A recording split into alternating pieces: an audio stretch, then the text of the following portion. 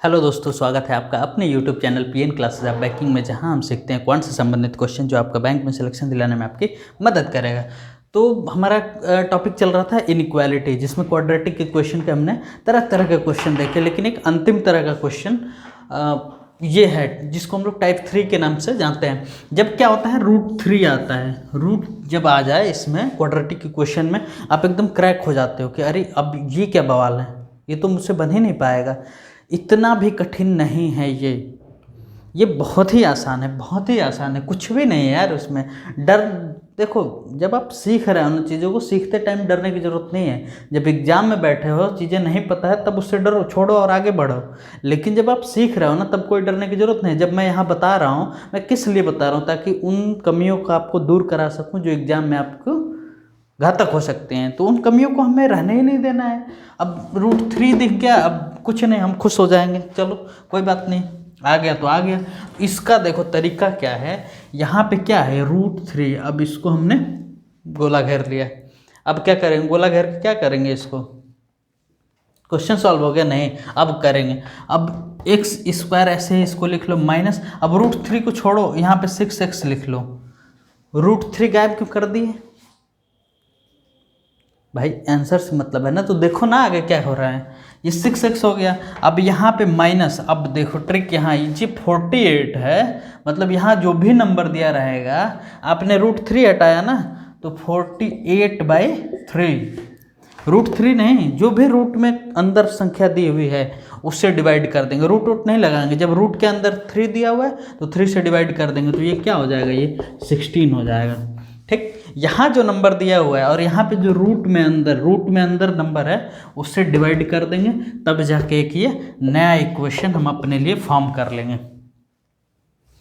ये अपने लिए एक नया इक्वेशन हम लोग बना लेंगे। अब देखो कितने आसानी से हो जाएगा। इसको क्या लिख सकते हैं, 16 का फैक्टर आप 4 × 4 करोगे, या फिर एक दूसरा तरीका है 16 का 8 × 2 करोगे, या फिर 16 का 2 × 8 करोगे।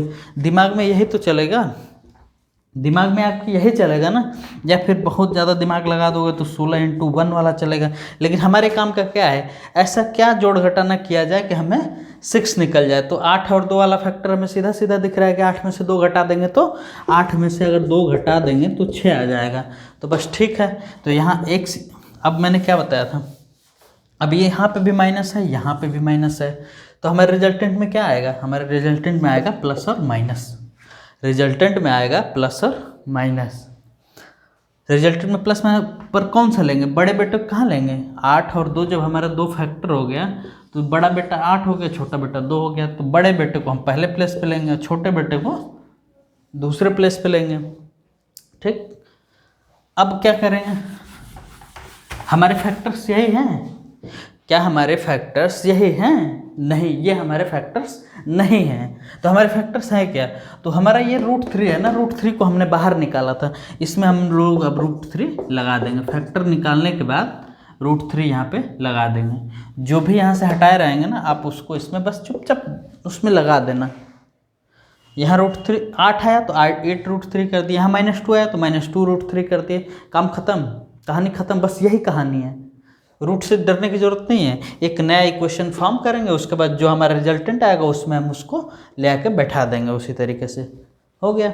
अब जैसे अब x की वैल्यू को यहाँ लिख लो, x = 8 √3 और x = आपका -2 √3, यही 2 वैल्यू आई हैं। अब चलो एक और, y² - √2y -24 = 0। अब क्या करेंगे, नया इक्वेशन हम अपने तरीके से बनाएंगे। √2 को बाहर निकाल लेंगे, जब रूट में जो भी आए उसको बाहर करिए सीधे सीधे, तो y² - y, रूट बाहर, कहानी खत्म। -24 है ना, कितना हमने बाहर निकाला, √2 को निकाला, तो √2 से डिवाइड नहीं करेंगे। रूट के अंदर क्या था, तो 2 था, रूट के अंदर 2 था, तो ये हो जाएगा 12। हमारा नया इक्वेशन हो गया ये y² - y -12 = 0। तो 12 का हमारा जो फैक्टर है 4 × 3 वाला, तो 4 - 3 करने पे 1 नहीं आ जाएगा। हमें 1 जब नहीं लगा है तो यहाँ 1 ही मानते हैं ना, जब कुछ नहीं है तो यहाँ 1 है। ठीक, y लिखो चाहे 1 इंटू वाई लिखो तो y ही आया।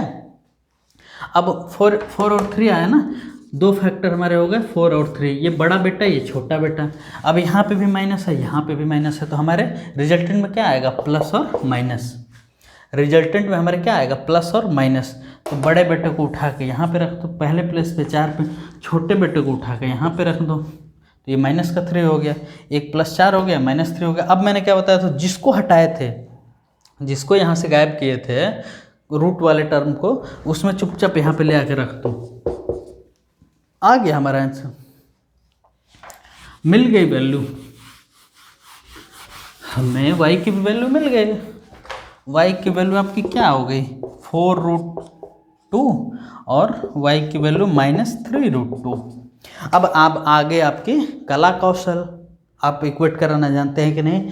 अब x की वैल्यू एक 8√3 आई, एक -2√3 आई, एक y की वैल्यू 4√2 आई, एक -3√2 आई। तो हम लोग को अब रिलेशन बताना है कि x इज ग्रेटर है कि छोटा है, कि छोटा बड़ा, मतलब जो भी रिलेशन है, जो 5 ऑप्शन हमारे होते थे ना, x is greater than y, x is less than y, x is greater equal y, x is less equal to y और नो रिलेशन।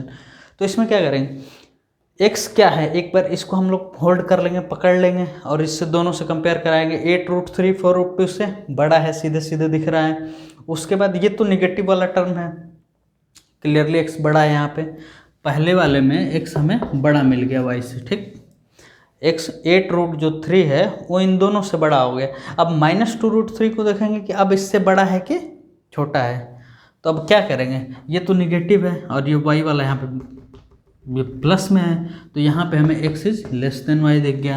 अब ये -2√3 है, -3√2 है, अब इसको क्या करोगे, अंदर ले जाओगे 3 को, तो कितना हो जाएगा, ये 3 को अंदर ले जाओगे y की जो वैल्यू है, तो 9 हो जाएगा, 3 का स्क्वायर होकर अंदर जाएगा ना, तो यहाँ पे माइनस रूट, यहाँ पे 9 × 2 मतलब √18। इसको अगर 2 को अंदर ले जाओगे तो यहाँ पे -2 का क्या हो जाएगा, ये 4 हो जाएगा, -4 × 3, 2 को अंदर ले गए तो 4 हो गया ना, तो ये -√12।